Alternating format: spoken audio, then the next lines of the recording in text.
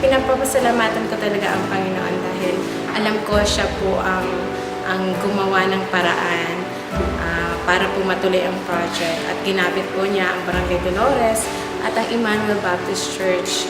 Palagi po nila pinaparamdam sa amin during the training na mahal po nila kami at yung araw-araw na devotion na naririnig ng mga trainees ay sila po ang nagpo-provide noon, kaya nare-refresh po lagi yung aming pakiramdam.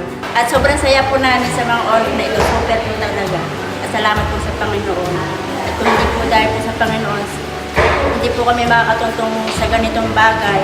At siguro po na ginusto po ng Panginoon na kami po makapag-aral po sa TESDA at makagraduate po kami. Maraming salamat.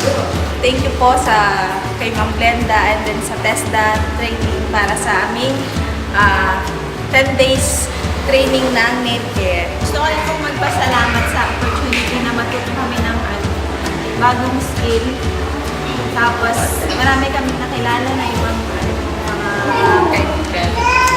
nakakayanan naman mo na mapagsikapan na matutulog pa ako. Tapos, yun lang maraming salamat po sa trainer namin, si Ma'am Glenda, sa lahat po ng staff ng TESDA, siyempre sa Panginoon. Yun lang po. Yeah, congratulations po sa lahat ng ating mga nag-graduate at nagpapasalamat ako sa Emmanuel Baptist Church na napakaganda naging partnership natin ng barangay.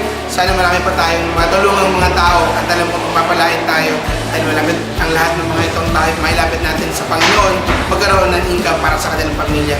Congratulations and God bless. Marami pa po kaming matutulungan at marami pa po kaming mapag-sharean ng mga training namin at sana po ay marami rin po kaming ma-encourage pa sa mga susunod